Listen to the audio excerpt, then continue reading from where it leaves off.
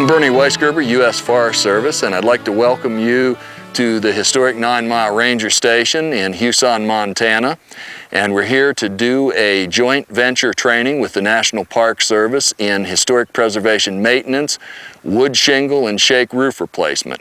So if you come along with me, I'll show you what our training is all about.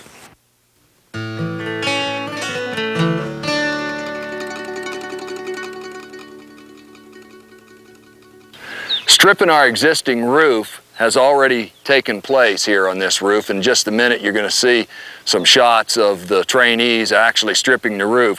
But I thought I'd take this opportunity, now that we have this weathered in, to just show you some of the tools that we'll be using on the backside for the stripping.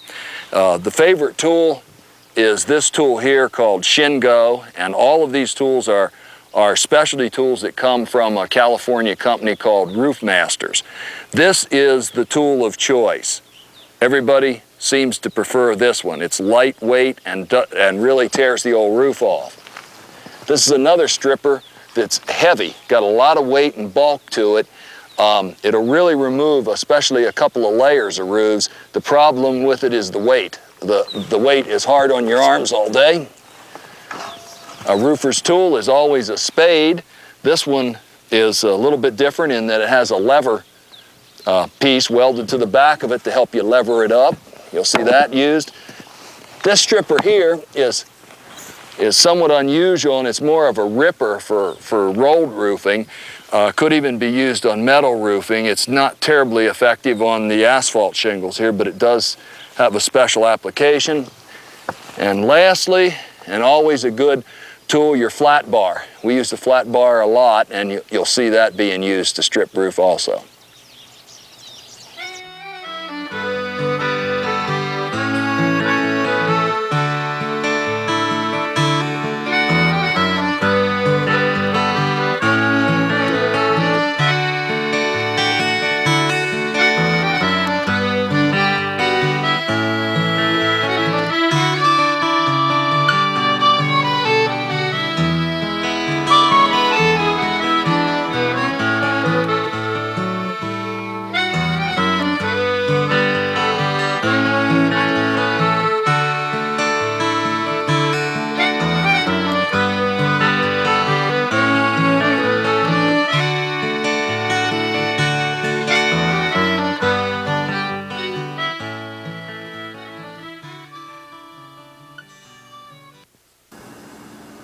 I'd like to have a discussion with you now about material selection for cedar, wood, shingle, and shake roofing.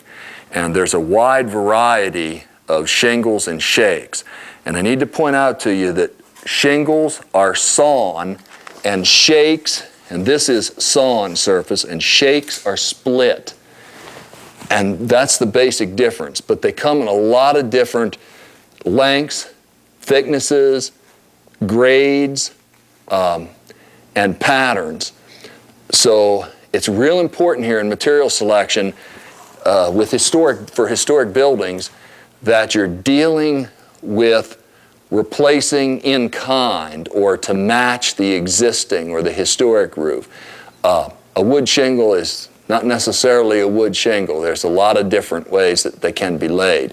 So you'll see here that each one of these bundles is a different variety of shake or shingle, and not all of them by any means, but a pretty good selection of what's available in the industry right now.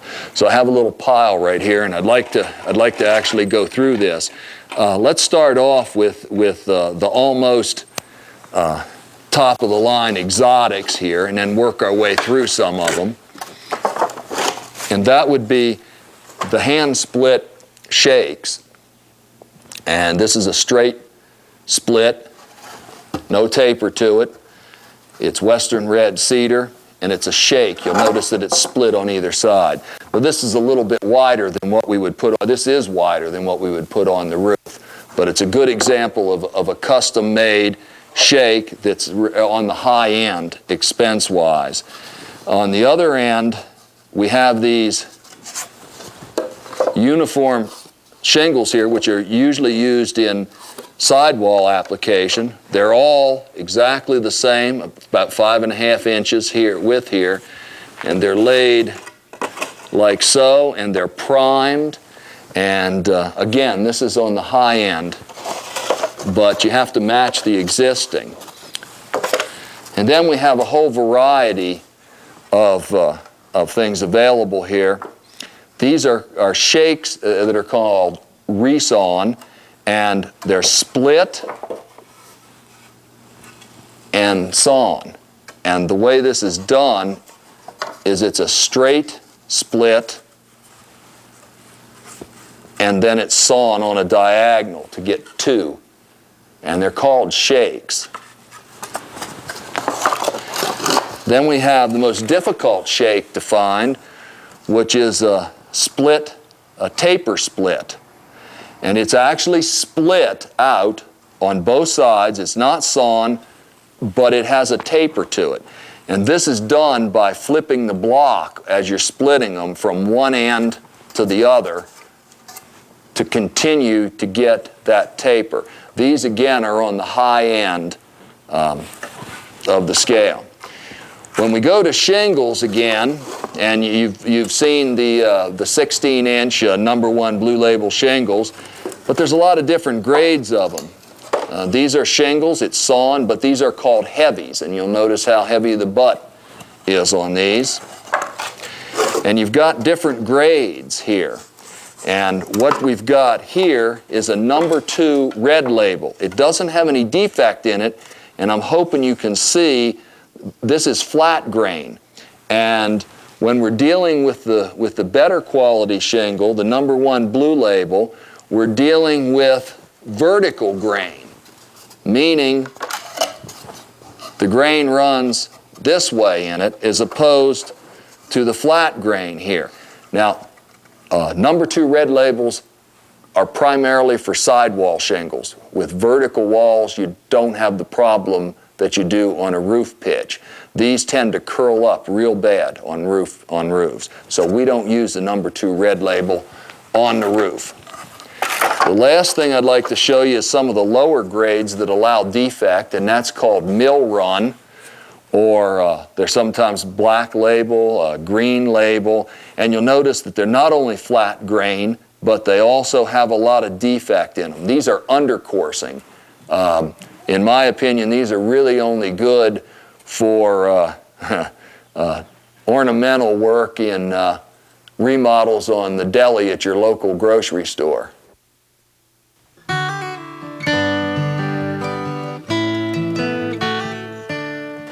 Now that we've stripped the roof and laid the ice shield and the felt paper on the roof prior to the shingle application, I've come inside the barn here on a roof mock-up that we've done. Matter of fact, we've got a couple of them here. You'll notice our little mocked-up plywood chimney behind me here for the flashing demonstration, and this is where the training will take place on proper installation of wood shingles prior to the trainees going out and working on the roof.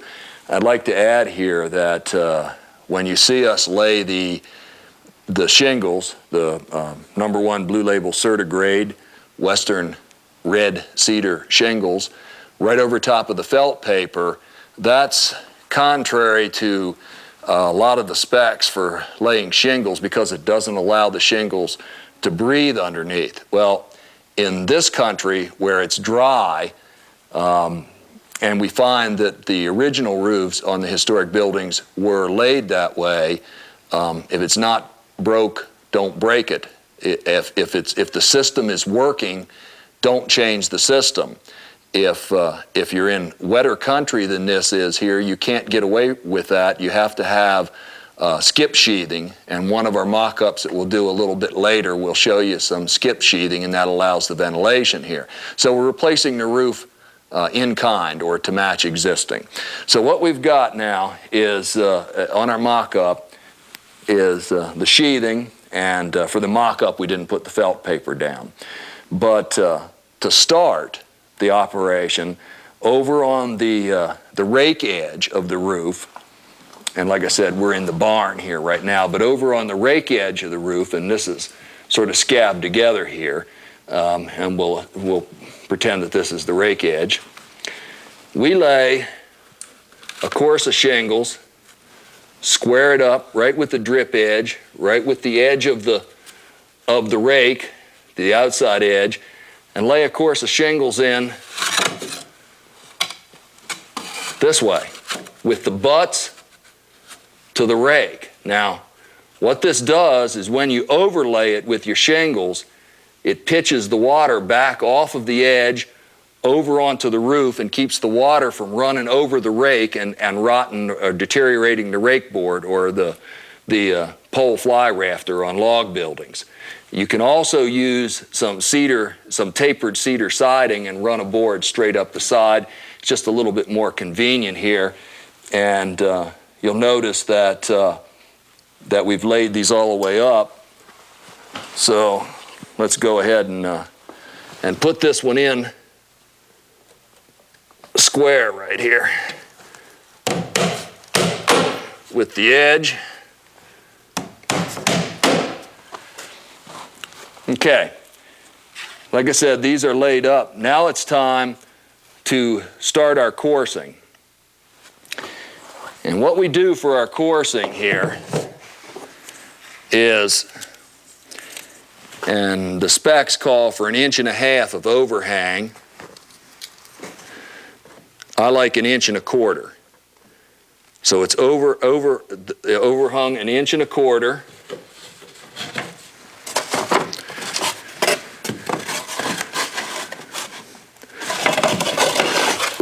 Wrong shingles.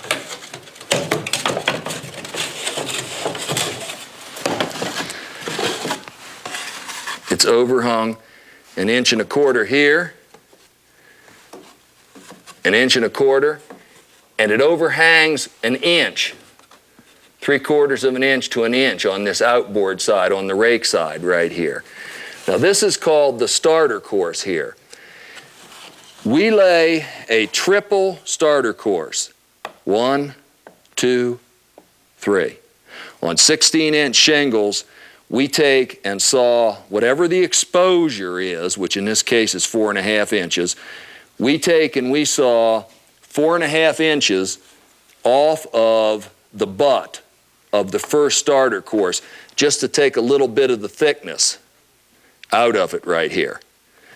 So you'll notice that on 16-inch shingles, we've sawed 4.5 inches off here. Okay, so that's the first starter course with 1 inch overhang here. So let's go ahead and get that down. Now I'm going to show you how this nail stripper works, but the nails make too much noise in here for the microphone, so I'm just going to put a couple of them in here.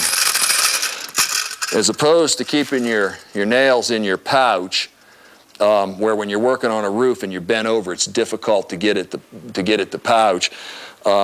This nail stripper is an old roofer's tool, and you keep your nails up here on your chest. You strip them out. It's got a little trap door right here. I'm a lefty, so this one strips out on the right-hand side, and you just continue to strip your nails right out as you're nailing. So let's go ahead and get these down right now.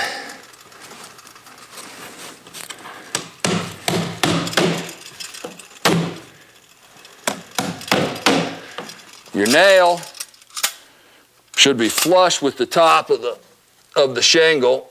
It shouldn't break the wood.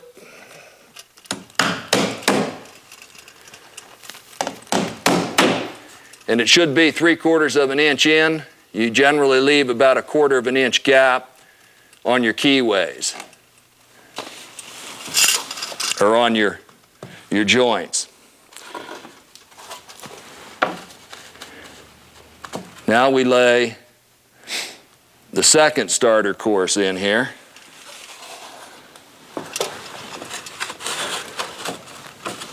And I'm going to get down here. I hope you can see this.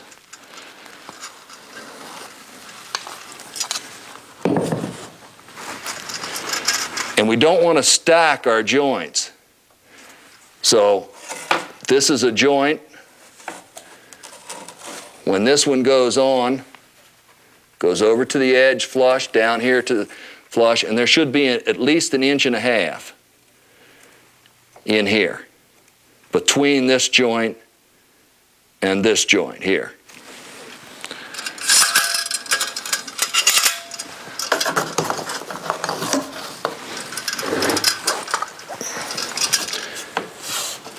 About 6 inches up, that's about 6 inches up, about 3/4 of an inch in. On the rake edge, you've got to come back a little further there. So what we're going to do now is nail in the second course. Now what you don't want is we'll have a joint here. This shingle won't work here. It'll work here, and then we'll fill this piece in here. Our shingles always run between 3 and 9 inches. If you get any wider than 9 inches, they tend to split and break apart on you, and it's only 2 nails per shingle also. All of this are in the standard specs, but with the exception of the shingle width, and a lot of times you'll get shingles that are 14, some of them even 16 inches wide. You need to cut those down to a maximum of 9 inches.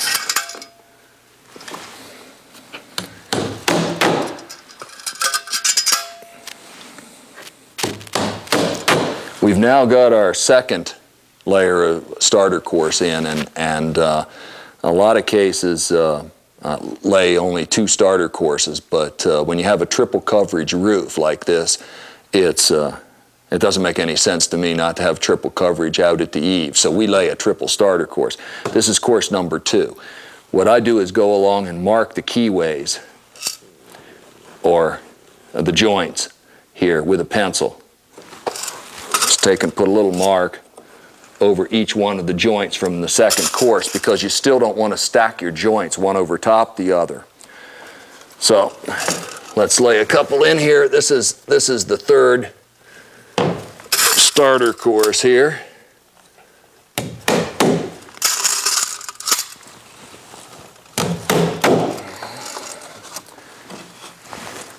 We're overlapping this joint 1.5 inches.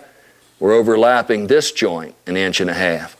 So we've covered, our rule is 1.5 inches staggering the joints, so we've done that.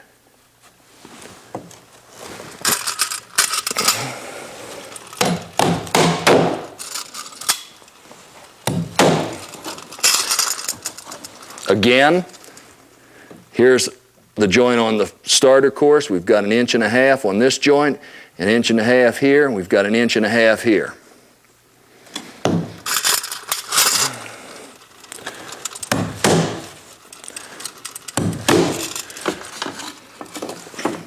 One joint left in here.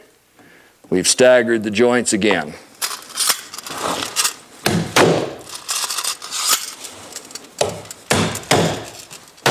Missed that one. Now we've got our triple starter course.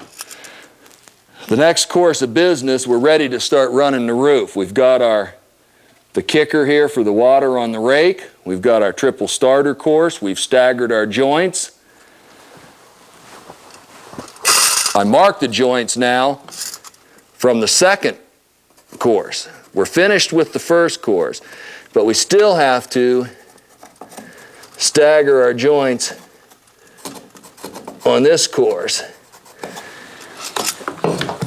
And what we do here is our exposure is 4.5 inches. So we mark this at 4.5, and we snap a chalk line here, and then we're going to lay our shingles in here for our first actual course. Let's take a look at and we'll get to that in a second, but let's take a look at what this provides here. We've got 3 courses. This one, 4.5 inches, staggered joints, 1.5 inches, at least 1.5 inches. Nails are 3/4 of an inch in, 1.5 inches up from the butt line for the exposure, 3/4 of an inch in. We're staggering all of our joints here. And what you can see here is that there is triple coverage all the way up the roof. So there's 3 plies of shingles, including the starter course, all the way up the roof. We're going to install our starter course now on this elevation here on the porch. We've installed an ice shield here and then put felt paper up. So we're just going to go ahead and do our shingling here and move on to the next phase.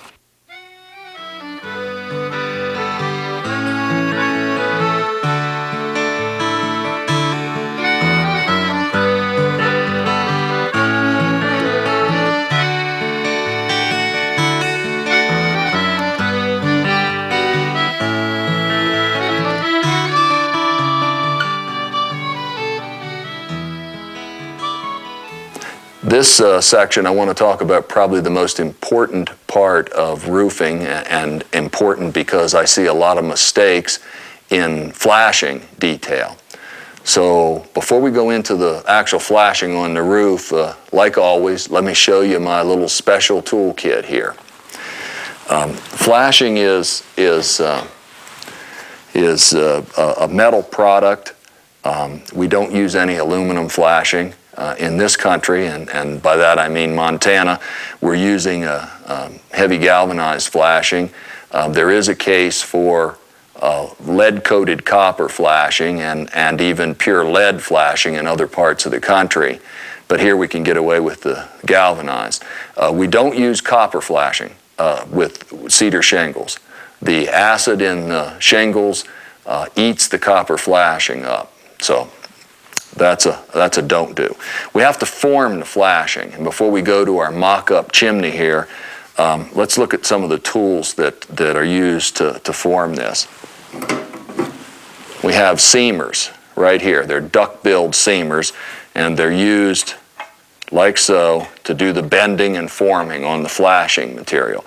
Now there's a bunch of different patterns of this. This is John Stort's out of Philadelphia.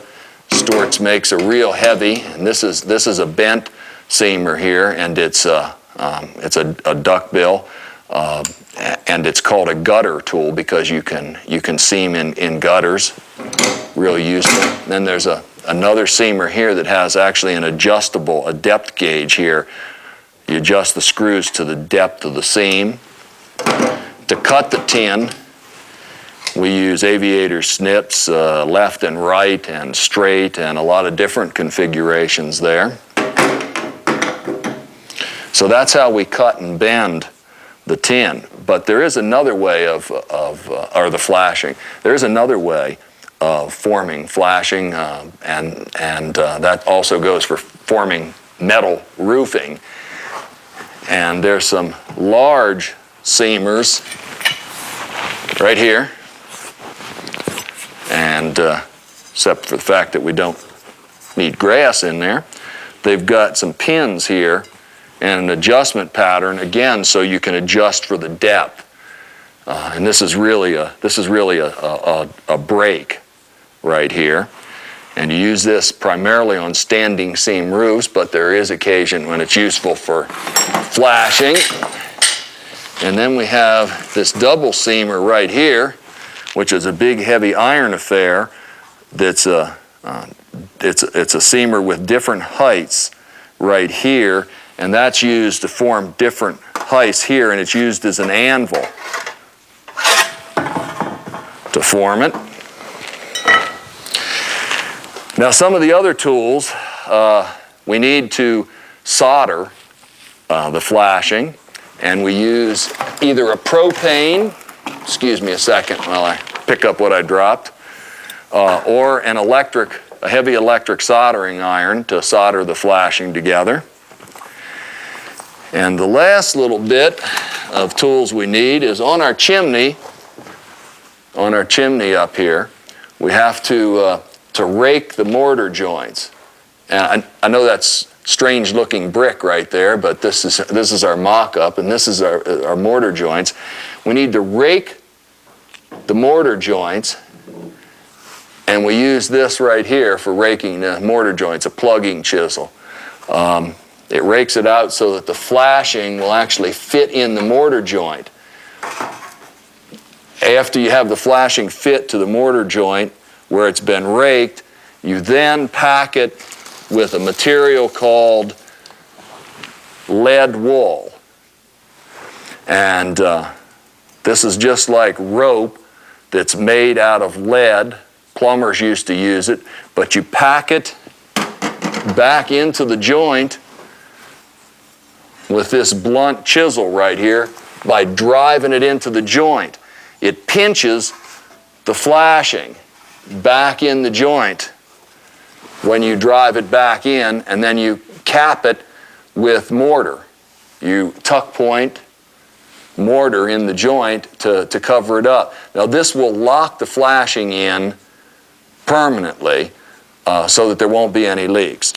For the flashing itself on the chimney, and I'll try and condense this for you because it gets a little involved, but there are certain principles here. Flashing is a two-part process. It's the base flashing or the flashing and the counter flashing or cap flashing, which is the top flashing. So one flashing is woven into the shingle course and comes up. The other comes down over top of that and caps it, and then the whole process is stepped in the coursing here. So let's take a couple of pieces that have been cut and formed here.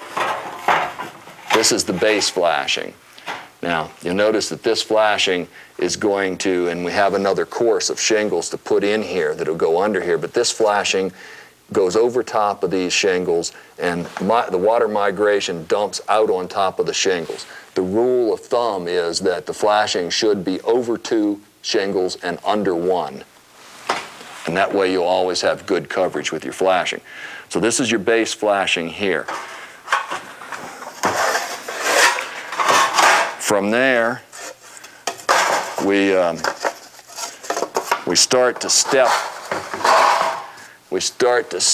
up with our coursing, like so. And then we're step flashing each course, and this overlaps this here, so water migrating down comes out on top. Okay.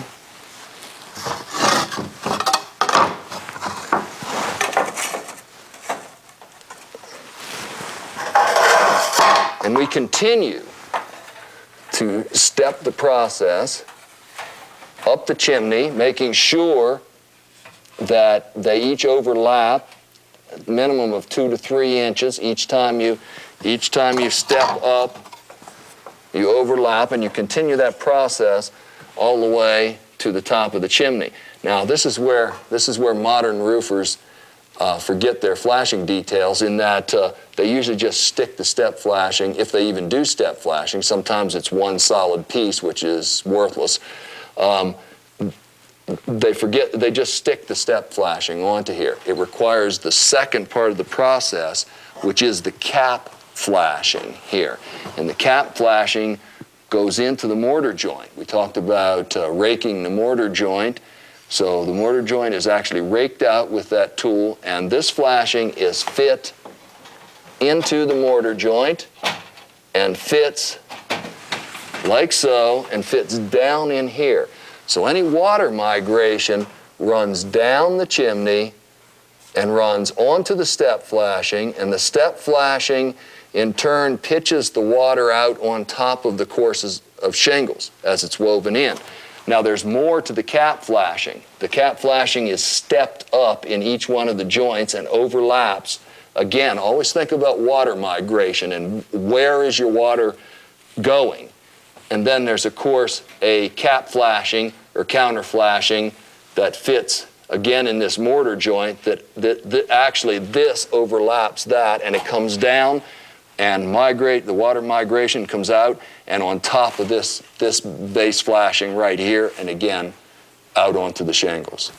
There's only one real weak point to the flashing, and that is after everything is all together, at this point right here, this junction where all of the flashings come together, there's no way to cut and bend the flashing to cover what constitutes a little pinhole right here, sometimes a little bit larger.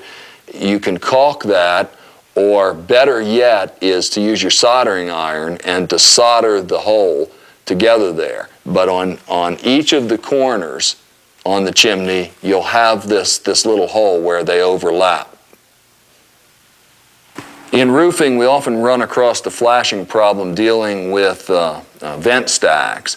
And my preference is towards a lead vent jack here as opposed to the neoprene, the modern neoprene. The lead ones are still available. They're adjustable to different roof pitches, and it's a pretty straightforward process. It's still over 2 and under 1, but the pipe is cut off at a convenient length for the lead roof jack, the lead vent jack.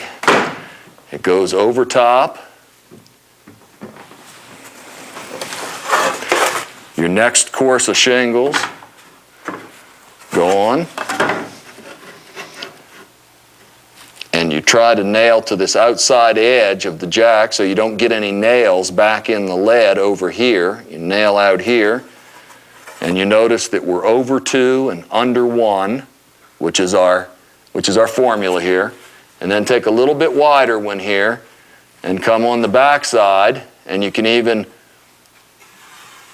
cope this out a little bit right here to get down to your next course line, which at 4.5 inches is right about there, and you continue to lay your roof. There's only one more process in this, and that is, and this is what I like about these jacks, because they, in my experience, they never leak. To seal it, the only seal that you have, since this is all soldered closed here, is you take and you crimp the lead down inside of the stack. And you take a pair of pliers and you just crimp it over there. There's nowhere that water can migrate with this system.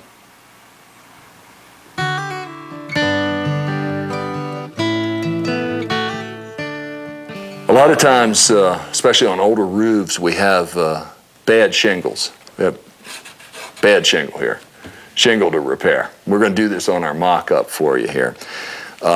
There's a few simple tools that allow you to do this. This is a shingle ripper, chisel, pair of pliers or vice grip, block of wood, hammer, and a nail chase. What I do is I start, and you can reach up in. This is a cutting edge right here.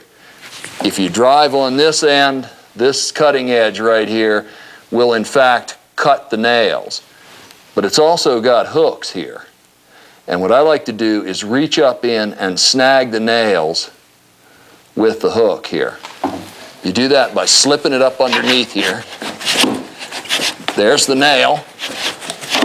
You maneuver it around until you snag the nail. It's on the nail now. Then what you do is take your hammer and drive this down, and it will pull the nail out from underneath of there.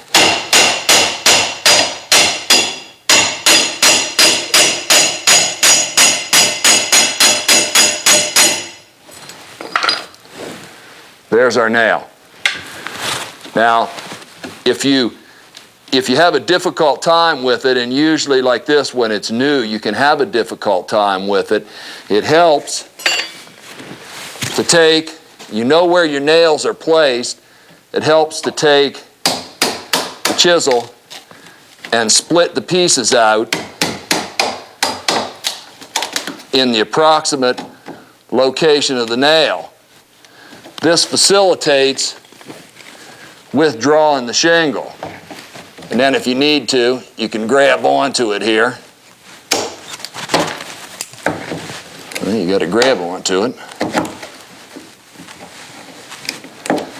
Get a hold of it. And worry it out of there. You notice that it pulls out right around the nail on the upper side here. So you pull your pieces out. Let's Let's get on this one here.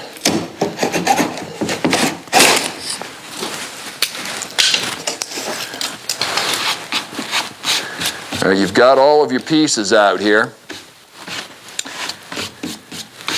And either one of those techniques will work. And now you've got to select a shingle that's this wide. I just happen to have one here. That's the same width. That'll fit back in here and allow your joints right here. So, what you do is fish this back in, like so. You use your block of wood.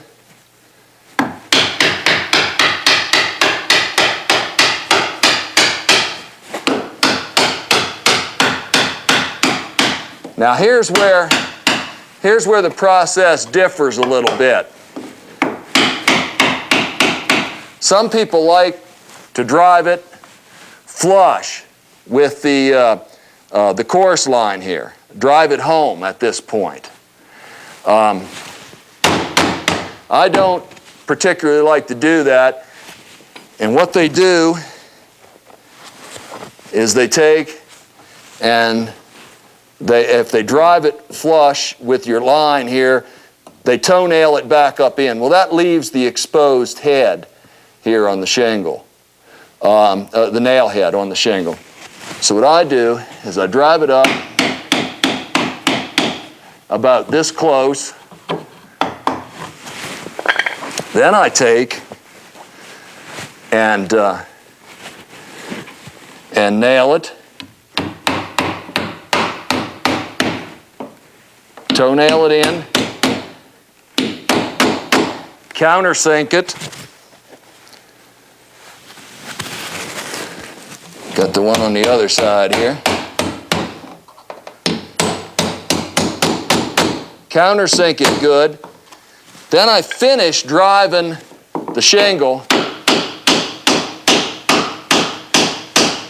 back up to the line, and it conceals the nail. It actually, if you can picture this, we drove it in at an angle, countersunk it. When we drive the shingle back up to the course line, it stands the nail back up straight. And there's the finished product, the repaired shingle on the roof.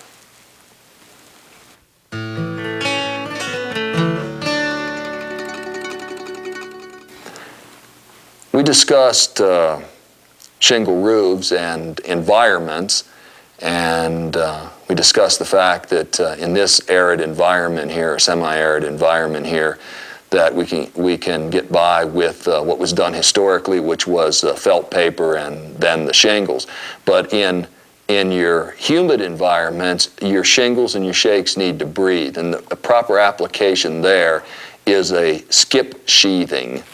And this is the sheathing, and it's obvious why it's called skip sheathing. This allows the shingles to breathe from the underside, so you don't get deterioration from the bottom to the top of the shingle from trapping moisture down there. The layout on this is fairly simple. You have solid sheathing up to about this point back beyond your wall line, and then you start to skip your sheathing with your nail pattern centering up on your skip sheathing. So you just have to do a little bit of layout work ahead of time to make sure that your nails are going to catch your skip sheathing, and you lay it just like you do any shingle roof. In this country, we have a lot of log buildings with log purlin roof system, no sheathing.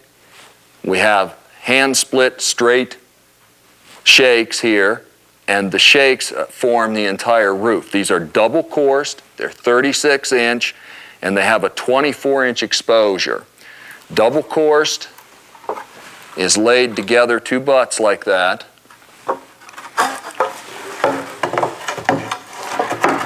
And they're laid covering the joint, nailed here and face nailed here through the shake into the purlin. The second course goes over the top. So this is a purlin system with hand split shakes, double coursed, and we find it on a lot of buildings, especially in the back country here. Thank you for joining us at our historic preservation training in wood shingle and shake roof replacement. We thank the Park Service for this joint venture, and the historic preservation team and I are loading the truck and moving on to another Montana project.